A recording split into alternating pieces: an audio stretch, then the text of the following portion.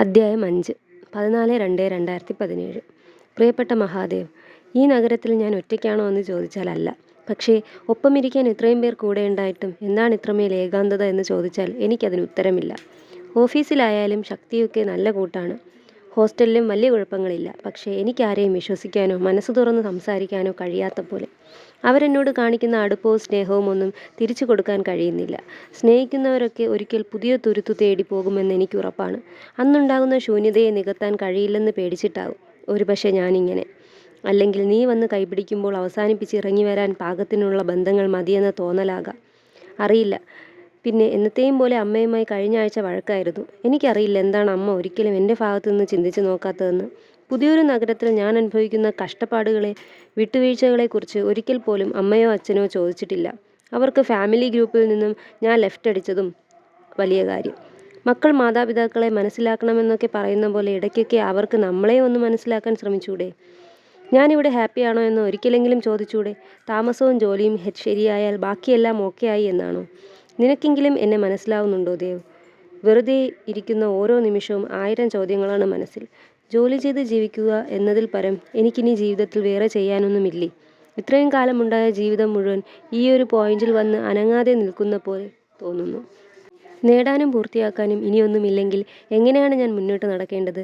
എനിക്കിപ്പോൾ തന്നെ മടുത്തു തുടങ്ങി. എല്ലാ മനുഷ്യർക്കും ഇങ്ങനെ തന്നെ ആകുമോ?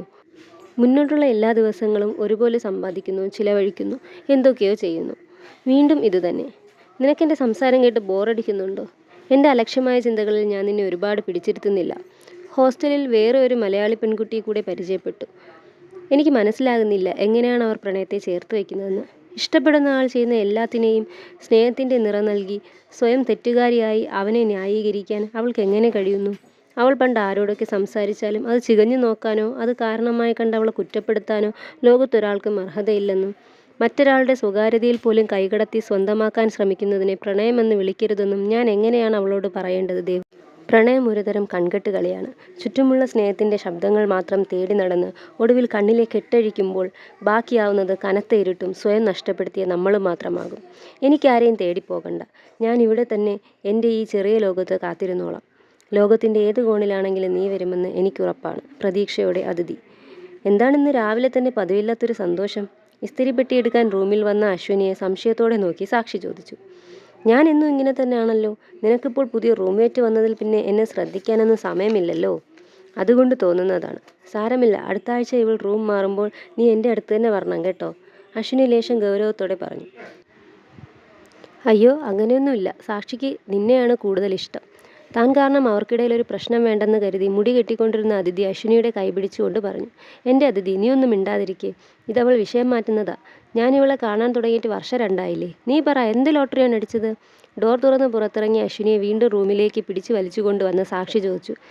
ഒരു ചെറിയ ലോട്ടറി അടിച്ചു എന്ന് കൂട്ടിക്കോ. എൻ്റെയും ഗണേഷിൻ്റെയും കാര്യം വീട്ടിൽ സമ്മതിച്ചു. അടുത്ത മാസം നിശ്ചയം നടത്താമെന്നാണ് പറയുന്നത്. ഓ മൈ ഗോഡ്, ഇത്ര അടിപൊളി ന്യൂസ് ഉണ്ടായിട്ട് നീ എന്താ എന്നോട് പറയാത്തത്? സാക്ഷി അവളെ മുറുക്കെ കെട്ടിപ്പിടിച്ച് കവിളിൽ ഉമ്മ വെച്ചു. കാര്യമായി ഒന്നും മനസ്സിലായില്ലെങ്കിലും അശ്വിനിക്ക് കല്യാണം ഉറപ്പിച്ചെന്ന് മനസ്സിലായപ്പോൾ അതിഥിക്കും സന്തോഷമായി. എനിക്കെല്ലാം വിശദമായി കേൾക്കണം. ഇന്ന് ഓഫീസ് കഴിഞ്ഞ് വേഗം വന്നേക്കണം. നമുക്ക് പുറത്തു പോകാം. നിന്റെ ചിലവാണ്. അതെല്ലാം ചെയ്യാം, പക്ഷേ ഇന്ന് പറ്റില്ല. വൈകുന്നേരം ഗണേഷ് കാണണമെന്ന് പറഞ്ഞിട്ടുണ്ട്. ഇനി ദിവസമില്ലല്ലോ. ഒരുക്കങ്ങളൊക്കെ ഒരുപാടില്ലേ?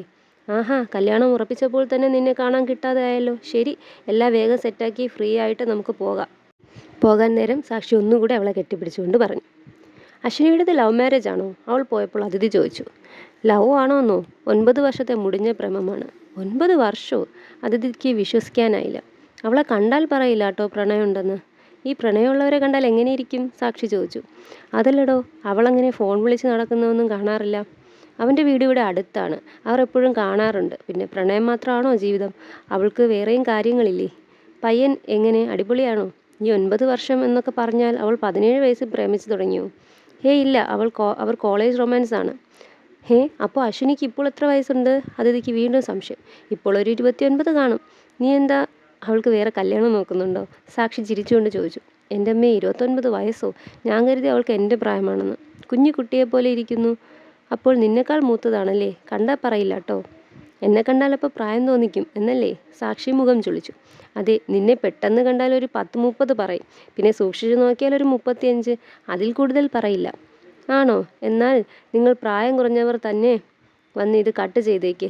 എനിക്ക് വയസ്സായി. ഇനി ഇതൊന്നും ചെയ്യാൻ പറ്റില്ല. അതിഥിക്ക് കൊണ്ടുപോകാൻ ആപ്പിൾ തോൽ കളഞ്ഞുകൊണ്ടിരുന്ന സാക്ഷി അത് ടേബിളിൽ വെച്ച് മുഖം വീർപ്പിച്ച് മെസ്സിലേക്ക് നടന്നു. ഇങ്ങനെ ഓരോന്ന് പറഞ്ഞ് സാക്ഷിയെ ദേഷ്യം പിടിപ്പിക്കാൻ അതിഥിക്ക് നല്ല ഇഷ്ടമാണ്. ദേഷ്യം വരുമ്പോൾ അവളുടെ മുഖമെല്ലാം ആപ്പിൾ പോലെ ചുവന്ന് തുടുക്കും. അവൾക്ക് നേപ്പാളി ചായയുണ്ട് എന്നുകൂടെ പറഞ്ഞാൽ പിന്നെ 2 ദിവസത്തേക്ക് മിണ്ടാതെ ഇരിക്കാൻ വേറെ കാരണങ്ങൾ വേണ്ട. അതിഥി ആപ്പിൾ കട്ട് ചെയ്ത് ബാഗിലാക്കി മെസ്സിലേക്ക് ഓടി. ബ്രെഡും ഓംലെറ്റുമാണ് ബ്രേക്ക്ഫാസ്റ്റ്. ശുദ്ധ വെജിറ്റേറിയൻ ആയതിനാൽ ബട്ടറും കൂട്ടി പാൽച്ചായയിൽ മുക്കി ബ്രെഡ് കഴിച്ചുകൊണ്ടിരിക്കുന്ന സാക്ഷിക്കടുത്ത് വന്ന് അതിഥി വീണ്ടും സംസാരിക്കാൻ തുടക്കമിട്ടു. അശ്വിനി എന്താ ഇത്രയും വൈകിയ കല്യാണം കഴിക്കാൻ? അവർ രണ്ടുപേരും കാസ്റ്റ് വേറെയാണ്. അവൻ്റെ വീട്ടിൽ വലിയ പ്രശ്നങ്ങളൊന്നുമില്ല. പക്ഷേ അവളുടെ വീട്ടിൽ നല്ല വാശിയായിരുന്നു. അവർ ഇവളെക്കൊണ്ട് വേറെ കല്യാണം കഴിപ്പിക്കാനെല്ലാം ശ്രമിച്ചു. പക്ഷേ ഇവളാണെങ്കിൽ കെട്ടുവാണെങ്കിൽ ഇവനെ മാത്രം, അല്ലെങ്കിൽ കല്യാണമേ വേണ്ട എന്ന് പറഞ്ഞ് ഒരിരിപ്പിരുന്നു. കുറച്ചു കാലം കഴിഞ്ഞാലും ഇവർ താനെ തെറ്റിപ്പിരിയുമെന്ന് വീട്ടുകാരും കരുതി. പിന്നെ ഇവൾക്കിപ്പോൾ 29 കഴിഞ്ഞപ്പോൾ വേറെ വഴിയില്ലാതെ സമ്മതിച്ചു കാണും. കൊള്ളാം അല്ലേ? അടിപൊളി. നമുക്ക് പോകാട്ടോ അവളുടെ കല്യാണത്തിന്. നാനാത്വത്തിൽ ഏകത്വം എന്ന് ഇന്ത്യയെക്കുറിച്ച് അഭിമാനത്തോടെ പറയുമ്പോൾ സത്യത്തിൽ ആളുകൾക്കിടയിൽ ഇവിടെ യൂണിറ്റിയുള്ള ഒരേയൊരു കാര്യം ജാതിമത ഭ്രാന്തിലാണ്. അതിഥി ഒരു പുതിയ കണ്ടെത്തൽ എന്ന പോലെ പറഞ്ഞു. കേരളത്തിൽ നിങ്ങൾ കമ്മ്യൂണിസ്റ്റുകാർക്ക് ജാതിയും മതവുമൊക്കെ ഉണ്ടോ? സാക്ഷി സംശയത്തോടെ ചോദിച്ചു. ആ, ജാതിയും മതവും ഒന്നും പറയാത്ത, അമ്പലത്തിൽ പോകാത്ത, പക്ഷേ സ്വന്തം മക്കളുടെ കല്യാണകാര്യം വരുമ്പോൾ മാത്രം അവർ നമ്മളുടെ കൂട്ടരാണോ എന്ന് ചോദിക്കുന്ന, ജാതകത്തിൽ 10ൽ 8 പൊരുത്തമില്ലെങ്കിൽ കല്യാണം വേണ്ടെന്ന് പറയുന്ന ചില കമ്മ്യൂണിസ്റ്റുകാരൊക്കെ കേരളത്തിലും ഉണ്ട്. അതിഥി ചിരിച്ചുകൊണ്ട് പറഞ്ഞു. നീ എപ്പോഴാണ് എന്നെ കേരളത്തിൽ കൊണ്ടുപോകുന്നേ?